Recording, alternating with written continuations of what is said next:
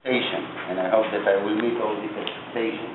Everybody hear me? It's fine? Okay, a little bit about myself. My name is Sharon Davidovich. I was born in Israel, in Beer-Sheva. I grew up in a neighborhood that's called Shchuna Dalet neighborhood. Those are living in, know about Israel and Beer-Sheva. Then, like everybody in Israel, we are going to the army. When I was 18 years old, I went to the army. I start wherever I start. Oh no, today it's very famous. Okay, I start to be at the Navy SEALs, in the Israeli Navy SEALs. Then now everybody, I know that we're going to have some questions about it. You can ask. Then I became to be a commander of a company in the power troop.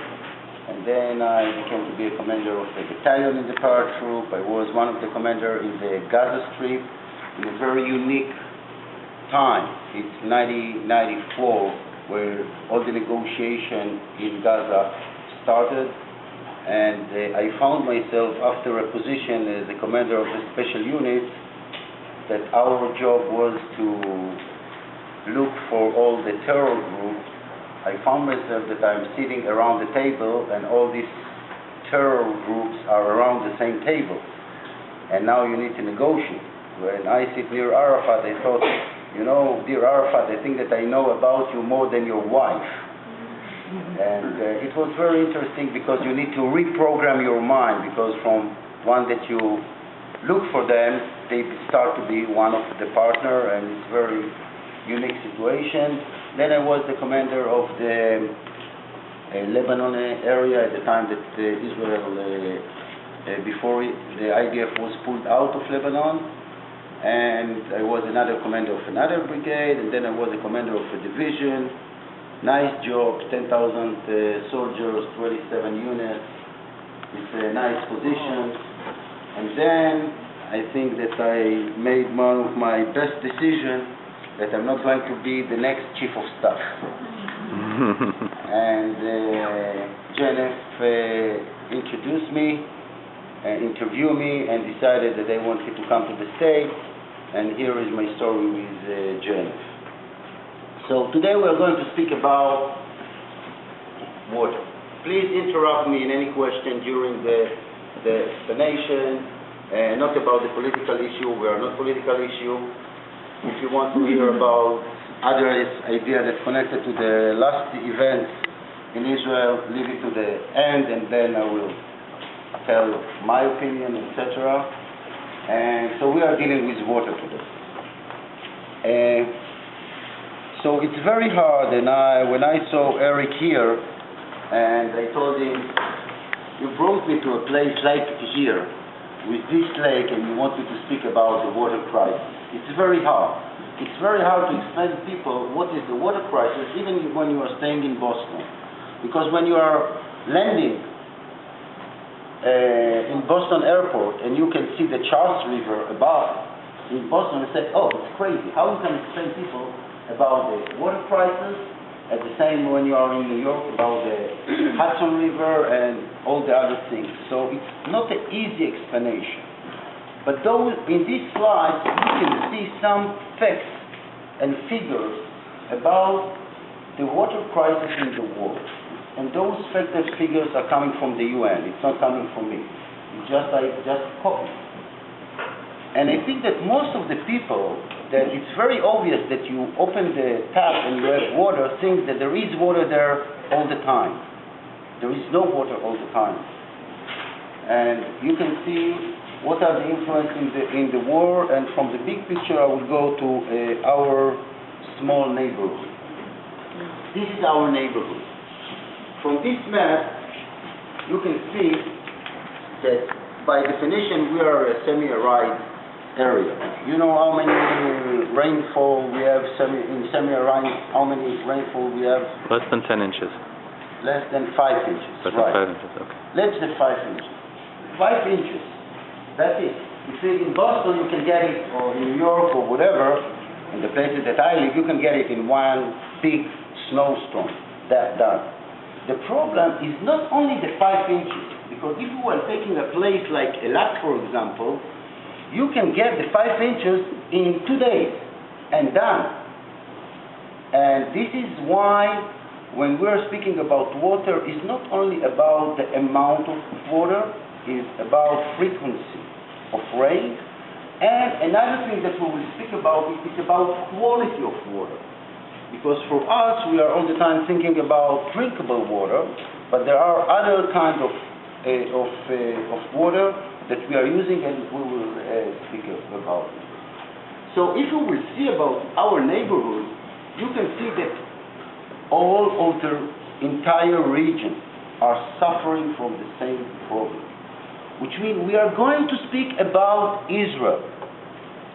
But it's not only about Israel, it's about the region. Just to give you an example, in Amman, the capital of Jordan, I don't know how many people know that they had only 2 days a week of running water.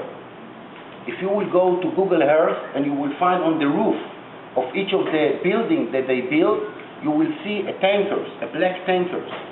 They contain the water during these 2 days and contain them for the other 5 days that they cannot use.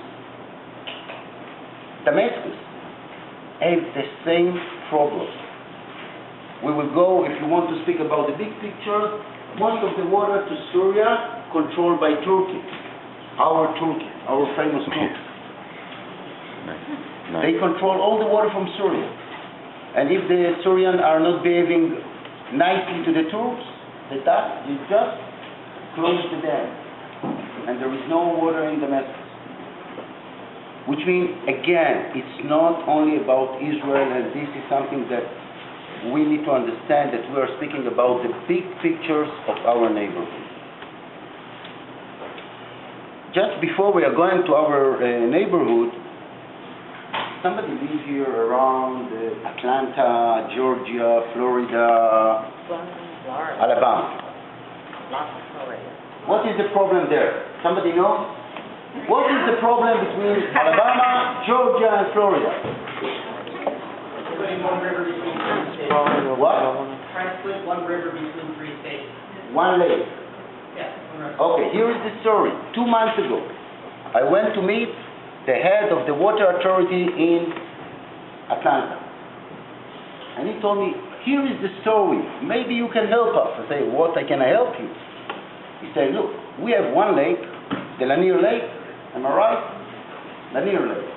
And we need to share the water between Alabama, Georgia, and Florida. And we already in court 17 years.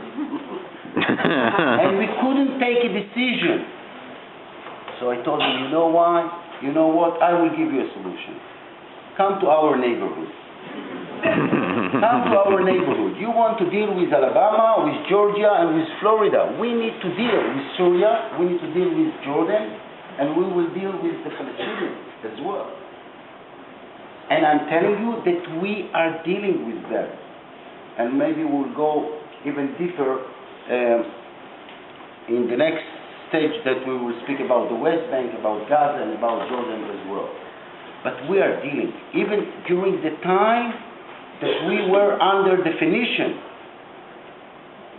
of war, or let's say we were under definition of without a peace agreement between the country, still negotiation about water was running all the time.